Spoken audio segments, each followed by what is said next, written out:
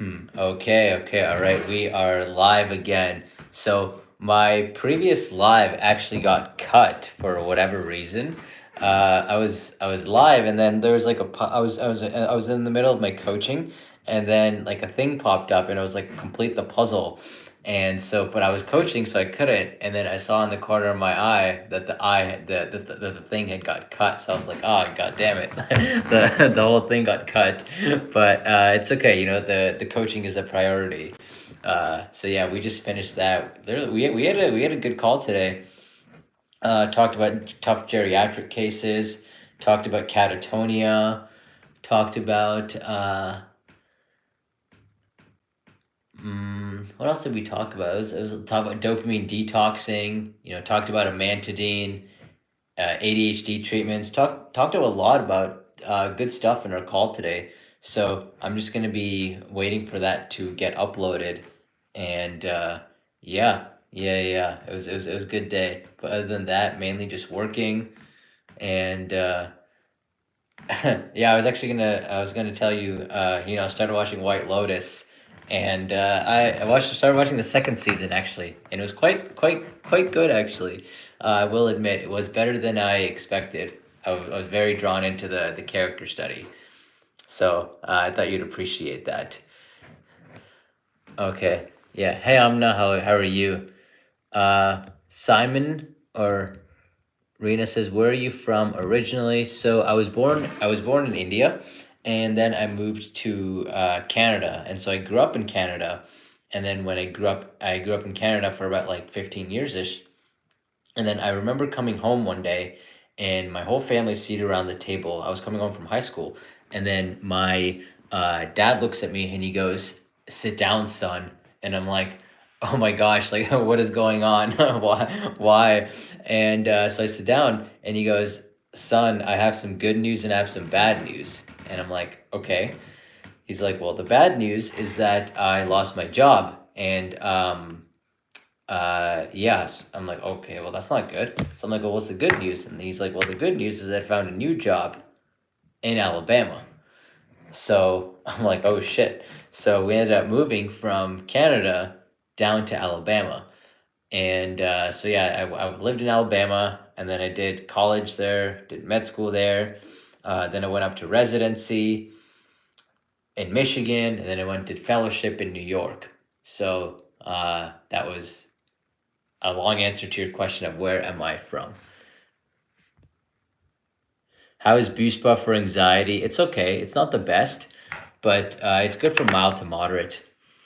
Your watch is such a sleigh. Yeah, it's got quite the story actually. So this watch, my mom bought it for my dad in their first year of dating, when they were both in India, and they didn't really have that much money at the time, so my mom saved up for it, and so it's not like an expensive watch, but they saved up for it. She saved up for it, right? So bought it for him, and so he had it all this time, and then on 30 years later, on my 30th birthday, they gave it down to me. Simon Seek says, "What's the difference between alprazolam and diazepam, only in long acting?" That's the main thing. Yeah.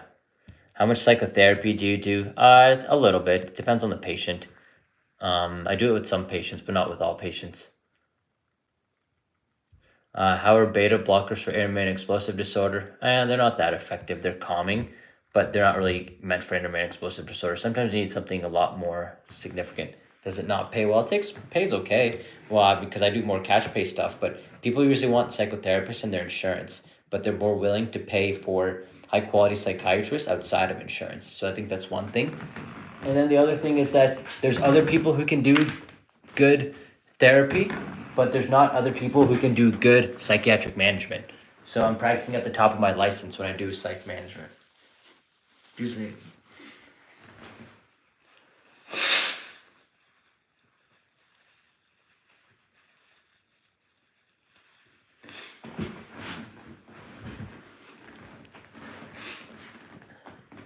Can I ask you about questions about grief? Yeah, it's probably easier just to ask the question. Uh, how do you decide which and how much ADHD med to give?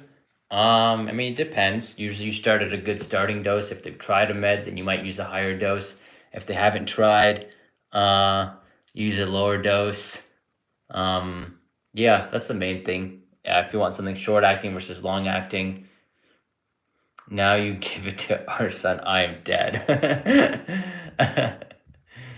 Yeah, I'm definitely girl. I abandoned a cat at my parents' house, so I'm definitely not ready for a child.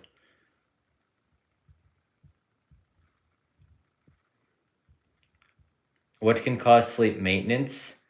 Insomnia. I don't have mood issues or apnea or PMDD. Uh, Honestly, poor sleep hygiene, using melatonin, scrolling on your phone all day, not being on your phone at night before sleep. Can chronic pain contribute to BPD? Yeah, of course. BPD is like emotional dysregulation, right? So if you have chronic pain, you're going to have a lot of emotional dysregulation.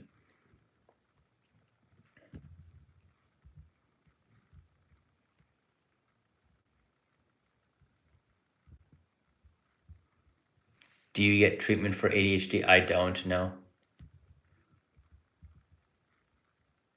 My heart rate goes to 170 during a panic attack. That's definitely high.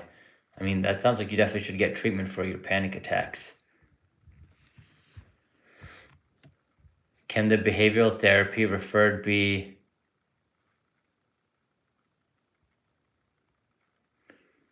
Do bipolar patients go into mania every spring? They tend to, yeah. They tend to. As I'm here on my phone before I sleep, yeah. Uh, yeah, it's gonna be the worst thing, honestly. You need sleep hygiene. It's like you want to be off electronics 1 hour before sleeping, so that way the melatonin starts kicking in. Yeah, the modern phones really mess people up for sure. Do you treat patients with ADHD and severe depression and severe grief loss? Yes, yes, and yes. So if you're a patient, the best way to get treatment is to book a consult with me. You can book a consult in my bio. Here, I'll send a message too if you want to do that.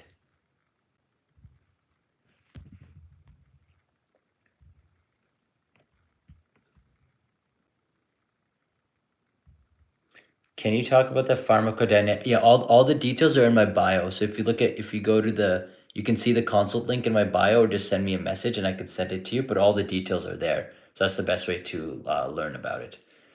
Can you talk about the pharmacodynamic differences between tricyclics versus SNRIs?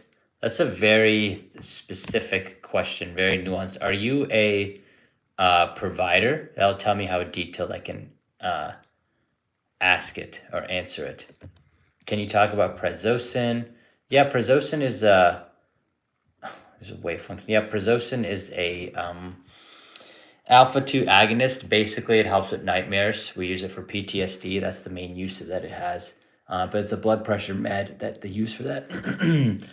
How do you discern if the starting dose of a psych med that a patient reports as being not very effective is either maybe too low of a dose or not the best type of med for a patient?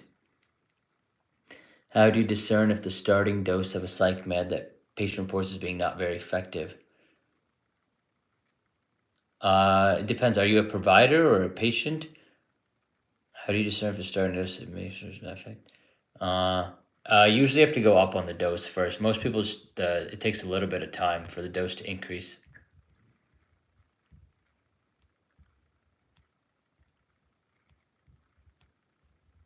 Do you treat patients with panic attacks? I do. Yes, I've treated plenty of panic attacks.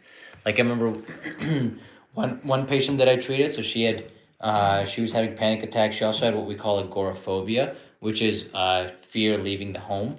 And so we used an SSRI to treat her. I also did a deep dive with her and found out that she had some infectious history as well, some inflammation. So we treated the inflammation, and she got a lot better when we did both of those things. What is that?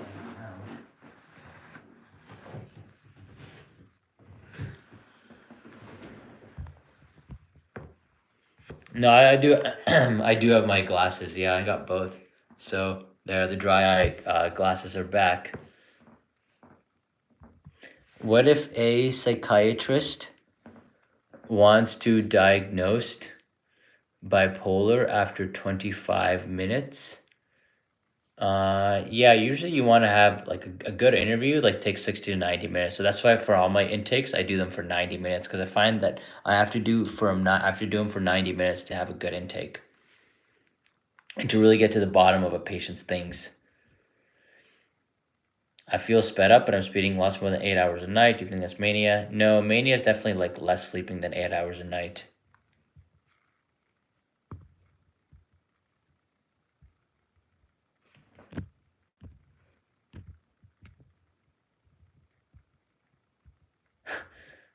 You're a cute doctor. Wow. Appreciate that. Thank you.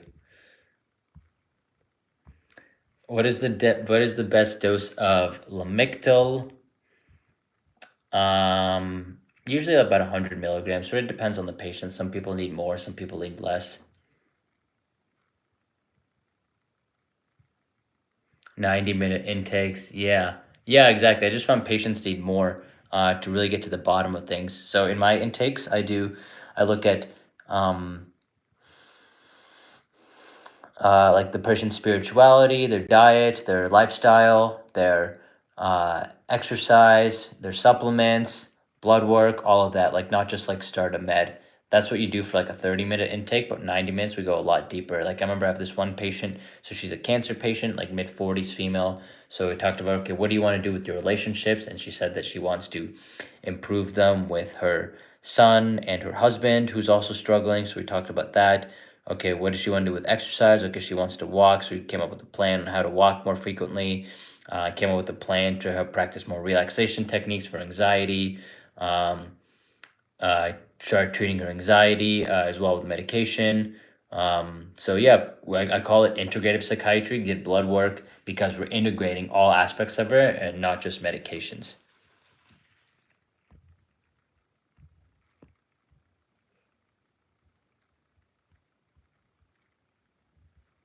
I've tried everything out there. Been on Xanax for 25 years. It's a long time. How to convince to be completely honest with your doctor. I feel nervous. Yeah, just remember that they're not there to judge you. They're there to help you. I asked the tricyclic versus SNRI question. You can be detailed, not a provider yet, but a med student. Yeah, I mean, they're pretty much, I don't know if exactly off the top of my head, but they both boost serotonin and norepinephrine. Tricyclics boost norepinephrine more quickly than venlafaxine does. Venlafaxine and the other SNRIs usually start more serotonergic, then they become more norepinephrine, whereas you get more norepinephrine activity right away. I think the activity of tricyclics is more generalized too. That's where they have a lot more symptoms. They have a lot more side effects. So they have side effects of uh, brain, like they have like GI side effects. There can be some cardiac side effects, GI especially. So I think it's because they target a lot of. They're less selective in their receptor targeting. Any way to uh, any way to stop Abilify? Any way to stop intense sleepiness on Abilify? Yeah, I would just take it at night. That's probably the best way to do it. That's awesome. I'm still trying to master medication management. Nice. Are you a provider? Is there any value in dual IM residency? No, because you're probably going to either practice IM or psych. And if you do both, you're probably going to practice psych, you know? Because if you wanted to practice IM, you would just go IM. If you want to practice psych, if you don't want to practice just IM, then you usually go psych. So pick one or the other. You're just going to waste your time. You're literally just waste earning potential too, and you're going to be mediocre at both as opposed to being exceptional at one. Like I did my psych residency, did child adolescent fellowship, and I don't know everything. I'm still learning every day, right? And I've dedicated my life to being a psychiatrist. I literally teach this shit online, and I'm still learning every day. And I don't even know everything. I don't know far from everything. So me, someone who's like learning, and I teach a nurse practitioner coaching program. I have a Psych-NP coaching program, and so there I'm literally learning when I'm teaching every single day. So if I don't know everything, there's no way that you're gonna know everything. Being a dual IM psych residency, you'll be very mediocre at both rather than being exceptional at one or the other. Kenichi says PMHNP. Nice. And then what was your question? So I can go in a little more depth. I'm still trying to master medication management. Yeah.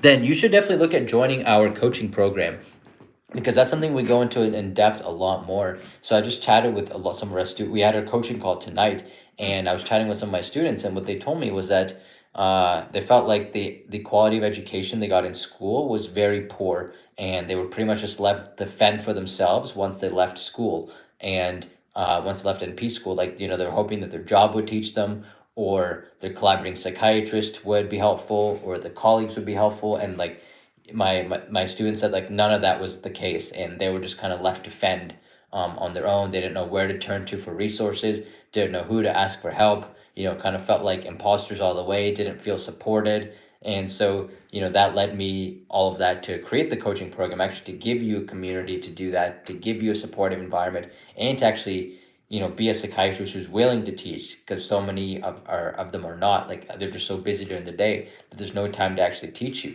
right? So if you really want to master medication management, you have to take a deep dive and try to learn it, and like, really take the effort, and seek out mentorship, because that's the only way that you're gonna do so, right? So that way you can be the provider who everyone respects, everyone looks up to, that MDs don't like look down on, right? That colleagues don't look down on, and that way you can be the best serving your patients too. And that way you don't feel like an imposter, you don't feel like you're confused, you don't feel like you're stuck, you feel like you can always reach out to someone. So that's the whole reason I'm, started the coaching program, and I'm continuing it, right? Because I think there's a real problem in the NP education world, and now I feel like I'm almost called to try to solve this, because no one's doing anything about it.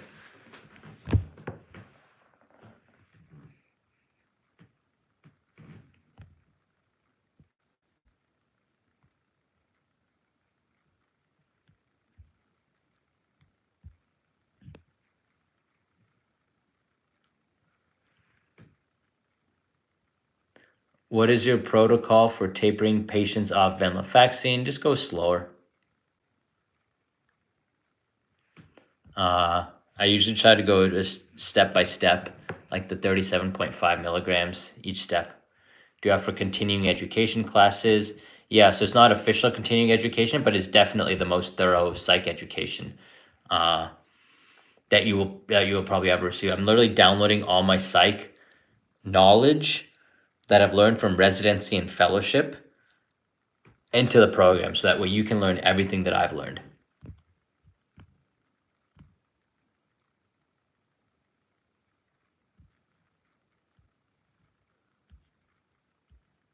Why do I have a sudden feeling of depression after Validity helping for months? I mean, it's hard to say. It's really hard to say. There's so much that's going on there, right? Yeah. I mean, could be medication may not be working, could be life stressors are taking over. Like, I remember I had a lawyer patient, and he was like, yeah, when I sleep well, my medication works great. But when I don't sleep well, then it goes to trash. And so, basically the medication has only so much that it covers. And then if life circumstances are not going well, then it may feel like the medication is not working. But it may still be working. It's just that there's more that it has to compensate for.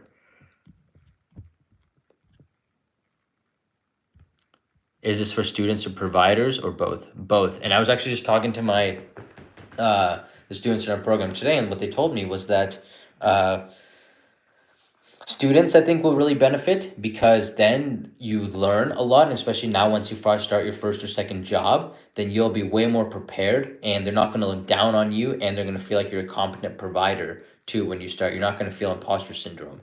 And for providers, or for experienced providers, right, it gives you a chance to teach, and also a chance to keep expanding your knowledge too, because every day, right, that's the only way we get better, is if we keep on expanding our knowledge every single day. Yeah, CEUs, that's definitely a plan in the future. Joanna, I'm a new psych NP. Yeah, so that's literally what a lot of my students have said, is that, new psych NPs, they're struggling to find a collaborating psychiatrist, or their collaborating psychiatrist doctor is absolute shit, doesn't teach them. Their school didn't really teach them. Clinicals might have been bad. The new place that they're starting at is not very helpful.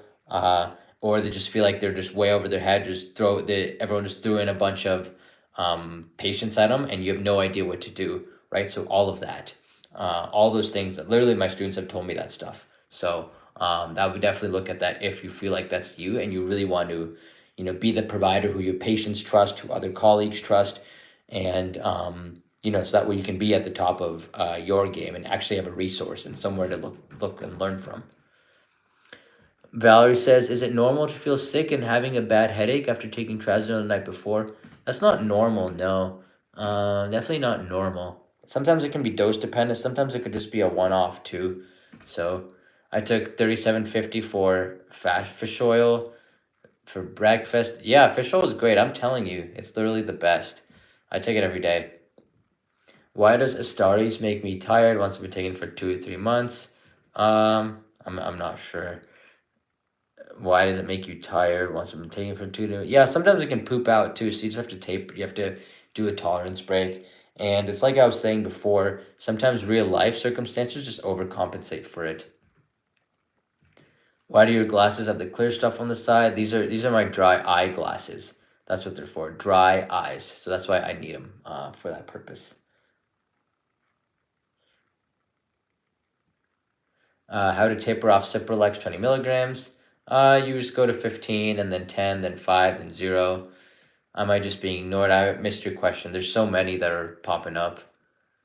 But, I just need that, some of those, how they work. The dry eye glasses, yeah, you just search up dry eye glasses. They're from Ziena, Ziena.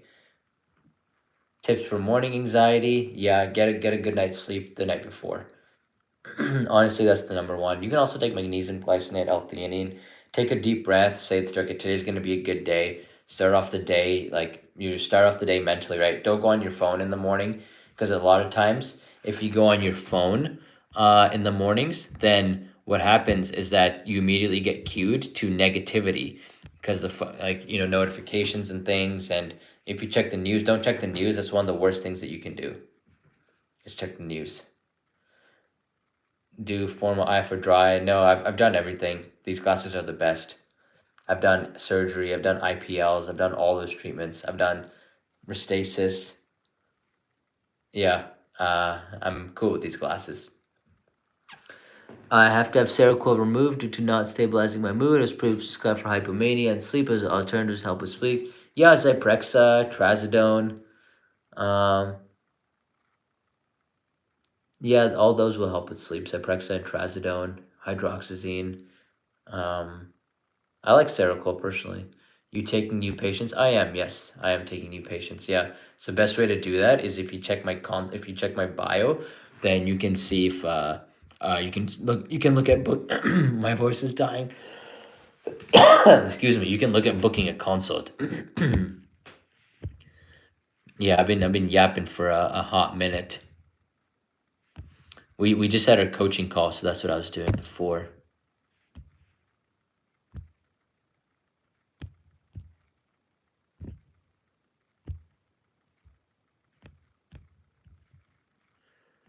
Do you do telehealth? I do, yes. For real, I was going to ask if he has veneers. No, I'm telling you, it's just sleeping. Sleeping fixes everything.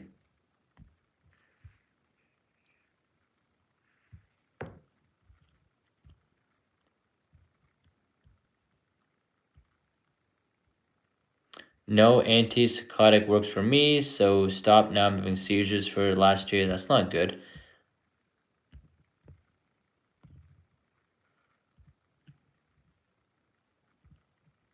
No way he said his teeth are white because of sleep. Yeah, swear to God. and also I think eating a little bit cleaner too.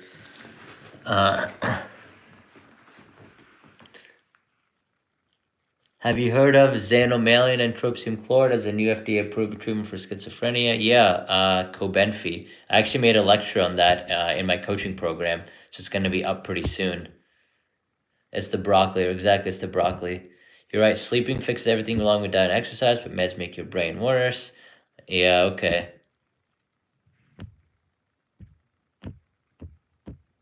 Yeah, this is a game changer. Are you Canadian? I am an American doctor, but I'm a Canadian and American citizen.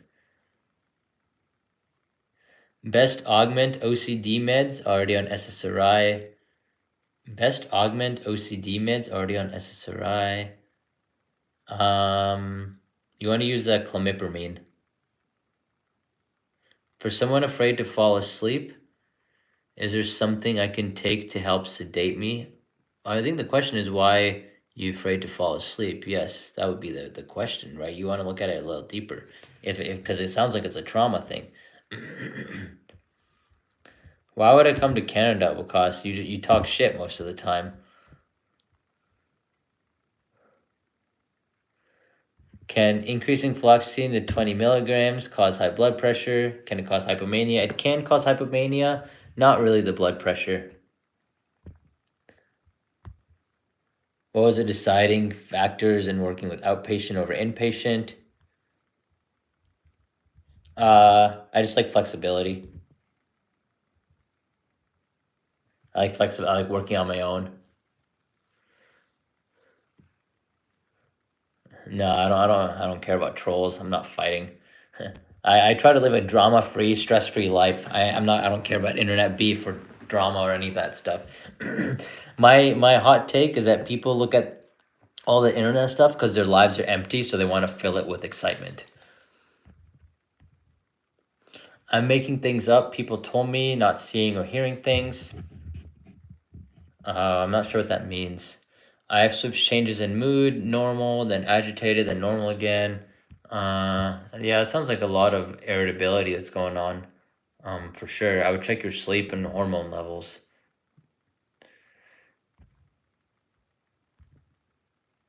Bupropion and buspirone together, what are your thoughts? Is it true people get high? Not really. They don't use it in the prison population, but yeah. On Auvelity and Vibrid, clomipramine is way too much. Certainly need an augment OCD med. I mean, then antipsychotics are the augment OCD med. I mean, there's only so many options. Do you ever prescribe an antidepressant only for PMDD luteal phase? That's so funny. I literally recorded our PMDD lecture today for my coaching program. So yes, I prescribe luteal phase antidepressants all the time. In fact, for one of my patients, we did Lexapro 10 milligrams during the luteal phase, and then we did 5 milligrams for the other 2 weeks.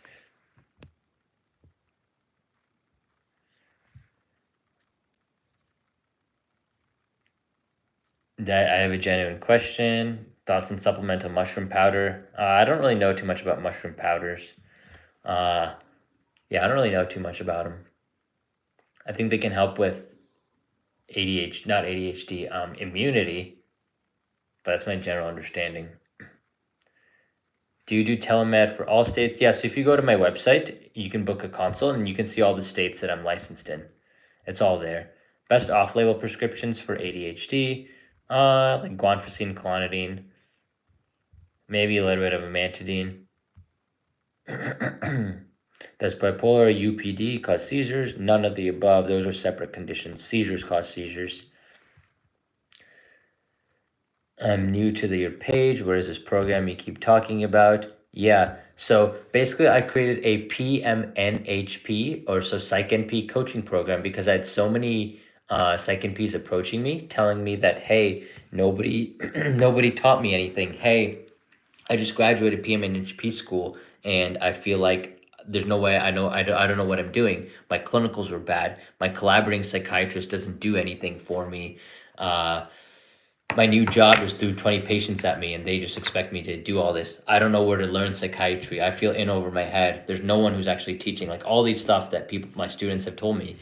And so that's why I created a coaching program, because I was like, okay, like this is a problem and we need to solve this. And so what I'm doing is that like all my knowledge that I've learned from residency and fellowship, I'm literally downloading it into this program to, get out of my brain and to you, because I think it's a real problem in NP education. And literally, like my students told me today, they're like, yeah, we're just trying to be good providers, but no one is teaching us. And the education system, and it's not your fault, because the education system is just designed to take your money away. Like that's literally what it's doing. That's what the NP education system is doing, is just taking your money. So that's when I'm like, okay, we have to do something to fix this problem. So yeah, best way to join. So if you check my bio, you can do that, or just send me a message, either or. Yeah, either or. So like literally, let me show you. right? So we have a full classroom. And so in the classroom, we have all the different sections, right? So diagnostic assessment, right? So all the different psych diagnoses, how to do a psych interview, anxiety disorders, ADHD, binge eating, bipolar, right? So for example, bipolar treatment, right? So you have a handout there, you have the handout, right? You have a full lecture by me, and so click the handout. And so literally it will give you a step-by-step guideline on how to treat bipolar disorder. So, quetiapine, right? The algorithm to do it. So you get all this. Anytime you're confused about a medication, you just search it and then boom, it's there, right? So if you're trying to look up, Abilify, how do I use Abilify? So here's a lecture on me explaining it, and then here's a handout on Abilify as well too, right? So how it works exactly, all the receptors it hits, what it's used for, how to dose it, right? So bipolar start 10 to 15, MDD start 2 to 5, right? Schizophrenia start 10 to 15. All of that, right? Supplements, so all the supplement information, for example, L-Theanine, what dose to use, all of this. So many of my students tell me that like nobody ever taught them, and so that's when I'm like, okay, we got to fix this problem. So that way you can be confident, you know what you're doing, you feel successful, right? You don't feel like you have imposter syndrome. You have support from colleagues, and you can really just learn psychiatry, from a psychiatrist. So, yeah, I think, yeah. So that's what it's meant for. It's meant for prescribers. It's not really meant for therapists. So I don't think it'll be really helpful for you. But yeah, I think it'll be really helpful for you if you're a psych NP who really wants to learn. Right? You want to learn psychiatry from a psychiatrist. And we do coaching calls every day too. So we literally just had our coaching call today. So I'm going to be uploading that today as well. So yeah, I think I'm going to call it right now. I feel pretty tired. We literally just had a 2-hour coaching call. So the best way to join, either send me a DM or you can just go on my profile and you can see it. And we've already had 110 members join in the past 2 months. So it's growing really, really quick. And so if you want a community, you want to be supported, and you really want to learn psychiatry, like full on psychiatry, not just like trying to get a little bit from Google, a little bit from one book, a little bit from this other book, but really learn it and like go through real cases and get help with your own cases, then this is the program for you. But yeah, otherwise, no, I'm definitely going to bed. I'm tired. So other than that, and if you're a patient and you want to book a consult, you want to work with me, best way to do that is to do that on my bio, and or send me a message. And otherwise, yeah, thank you for the sub, Penny Lane, and otherwise I shall see you tomorrow.